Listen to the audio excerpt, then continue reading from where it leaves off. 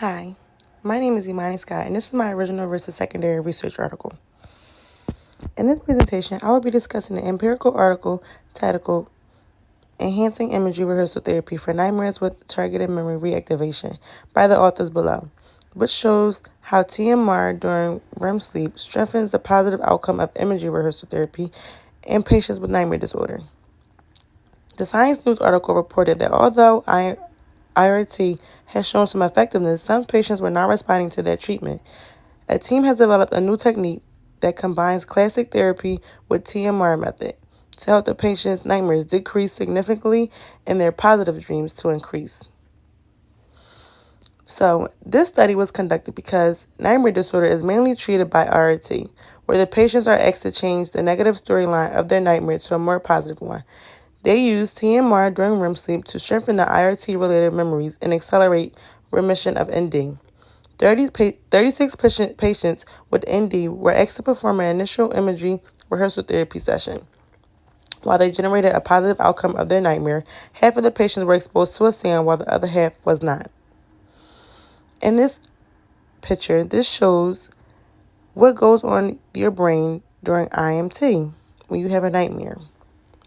So imagery rehearsal therapy helps in re-imaging the nightmares with different outcomes that are also very less frightening and more relaxing. The overall agenda is to reprogram the nightmares in such a manner that even if they occur again, your brain is ready to tackle them with positivity.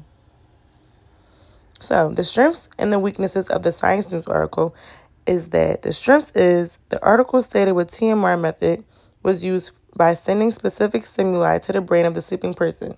The article also mentioned that the sound is a piano chord played every 10 seconds. The article did not focus on the pre-intervention and what happens during the first clinical evaluation. So the methods that were appropriate were the research methods in this study was the IRT method.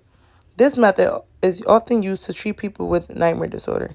This study was approved by the team of UNIGA and HUG. The 36 eligible participants had to take an initial assessment and diagnosis before the first visit. The two groups were formed, one to practice the couple therapy and the other to practice classical therapy with IRT only.